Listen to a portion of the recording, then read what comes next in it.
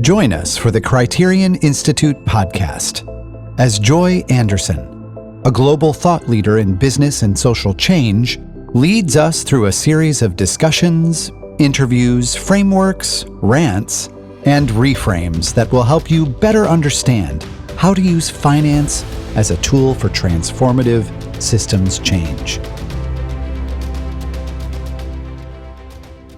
I am Joy Anderson, and this is the Criterion Institute podcast.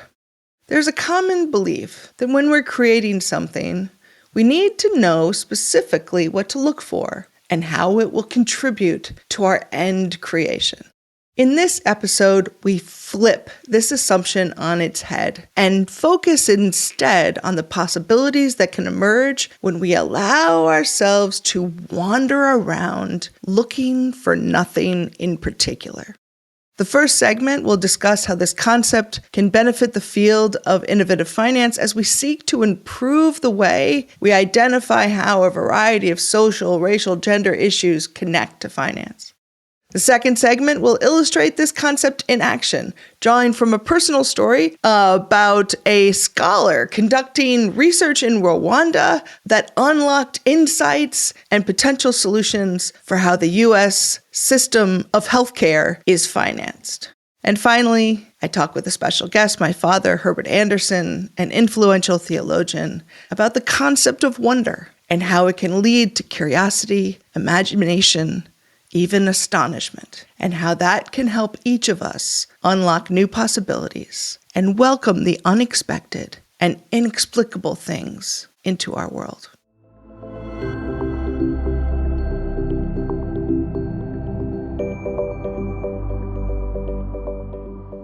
We don't always know what we're looking for.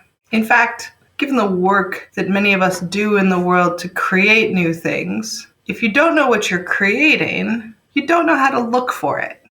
And so you have to be patient with a kind of open-ended exploration, kind of wandering around. And there's just so much of the creative process of discovering what's possible in the world that is about wandering around looking for nothing in particular. So there's a movie that plays this out. It's a movie called The Zero Effect. It stars Bill Pullman. He's like a kind of a detective who takes too much speed. It's a bit of a cult movie. But anyway, so Bill Pullman playing this detective who's taking too much speed. I don't know why that's important, but it's kind of the plot of the movie. So he's sitting, but he's brilliant, right? Like somehow the drug-induced state makes him brilliant in some remarkable way. So he's in this room, and his colleague looks at him and says, "What are we looking for?" He says, "The thing about looking for things is that if you're looking for something in particular, you'll likely never find it because there are so many things in the world.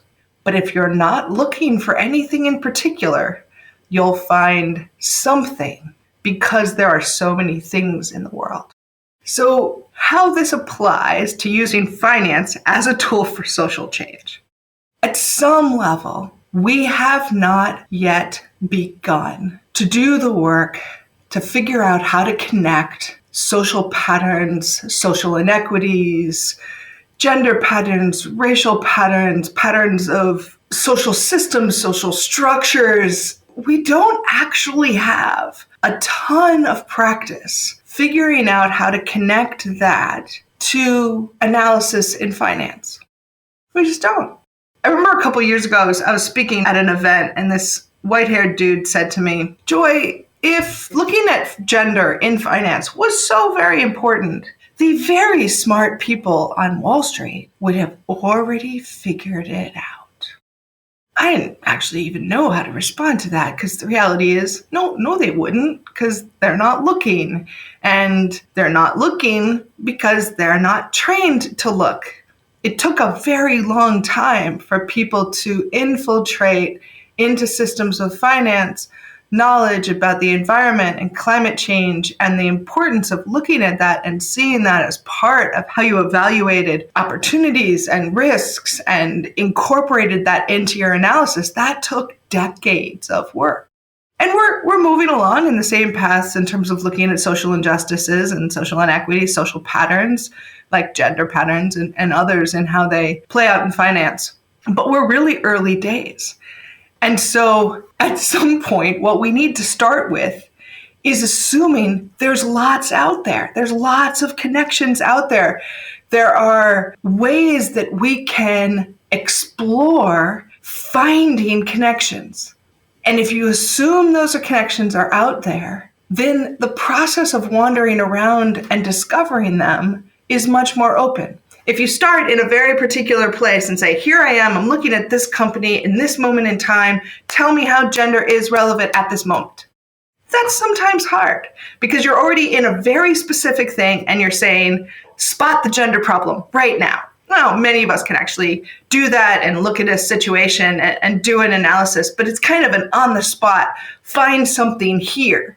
And so what I think is really important about the stage that we're at right now in gender lens investing and some of these other fields looking at tying social inequities with finance is that we need to be wandering around and looking for things, not having a sort of forced test of can you find it in this moment. So how does one go about wandering around and looking for nothing in particular?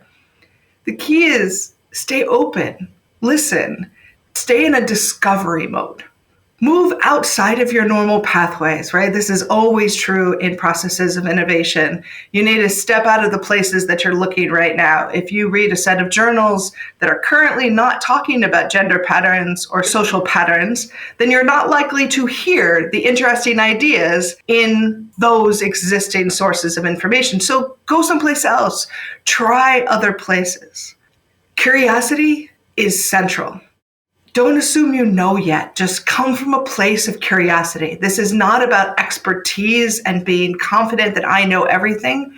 We're at a moment when we are trying to discover the things that have not yet been found. So curiosity, a sense of wonder, a sense of, I wonder if that's connected. I wonder what's possible. Let's see if there's something that could be connected there. That kind of openness that comes with deep curiosity. And the final thing is listen for patterns. Again, we're looking for not just random things that would connect between these two fields. We're looking for patterns. What's coming up repeatedly? How do we, in our wandering around, tune into, oh, that keeps coming up as an issue? I remember traveling in Southeast Asia and sitting in traffic and sitting in traffic and sitting in traffic and thinking time poverty and traffic. Wonder if there's some opportunities here, right? So again, trying to play out what are the patterns that you're seeing, and then could we actually take that one step farther? What are the connections between time poverty that's connected to a gendered experience and traffic and what? What kinds of businesses are going to be affected by those two patterns? And then how do we integrate that in? So starting with a place of wonder and curiosity and a desire to discover the world, and then stepping back and saying, how do we find out how that's relevant to finance? And maybe it's not. But over time, building that base of listening and learning in context and seeing what's happening is how we'll get to the new insights. So go out and forage.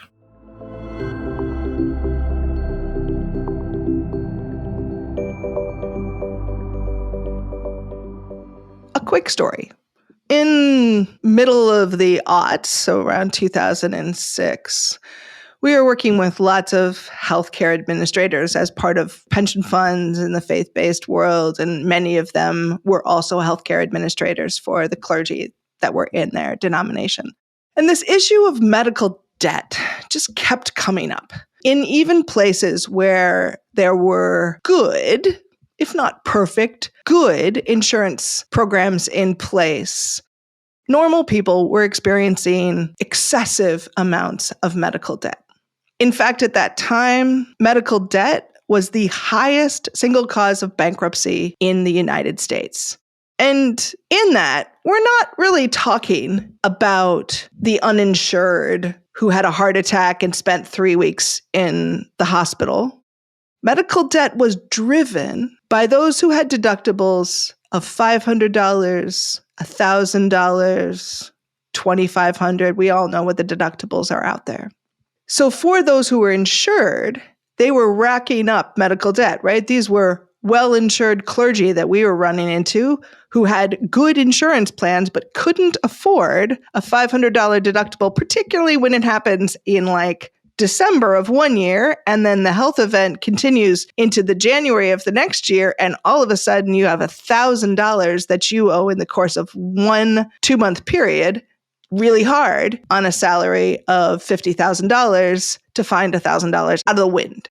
The reality is that those who were uninsured, the cost that they would pay in cash for an event could be 3 to 5 times the cost of that same service for those who were insured. What we were figuring out here was that cash, out-of-pocket cash, was not valued in a system of healthcare that was completely focused on insurance.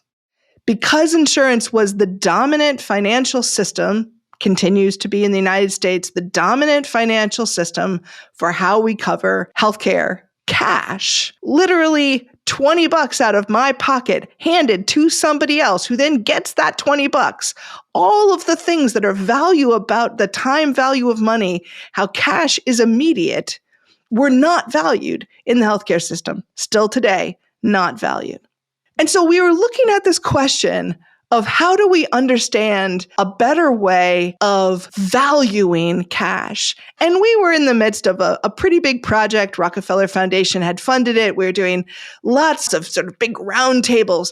But the breakthrough actually came in a meeting with somebody from the Brookings Institute. She was doing a significant amount of research in Rwanda on healthcare systems in Rwanda. And I had this meeting over a lunch in DC, and it had nothing to do with our work on healthcare in the United States. I just happened to meet this woman who worked at the Brookings Institute. We had a delightful conversation. In the midst of that conversation, she said, well, I'm working to change the cash market in healthcare to be more of an insurance market. It occurred to me in that moment that we were trying to take a system of healthcare driven by insurance to have a more logical cash market. And so wrote a bunch of white papers, put together a new venture, sort of ran with that idea for the next couple years of our lives to figure out how would you create a cash market in the system of U.S. finance in healthcare. So the systems by which the U.S. finances healthcare needed to have a more rational cash market. Much more to say about that, white papers to be read. But the point here is that while research processes matter, structural exploration matters, most discoveries are, in fact, surprises. They come from unexpected places, unexpected conversations. They come from being open, not focused. If I was only somebody who worked in U.S. healthcare finance, I would have taken any time to meet with a think tank person who was working in Rwanda. I wouldn't have taken the time to stay open, to wander around, to wonder, because it is in that process of wandering around and wondering that possibilities truly take shape.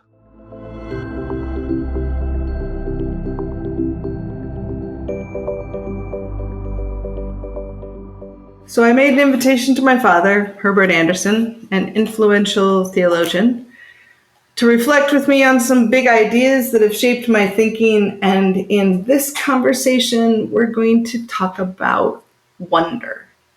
I think in my mind, wonder connects to imagination, which is so important for thinking about different futures and different ways of being. How do we imagine things that we don't yet see? How can we imagine change? How can we see things fully?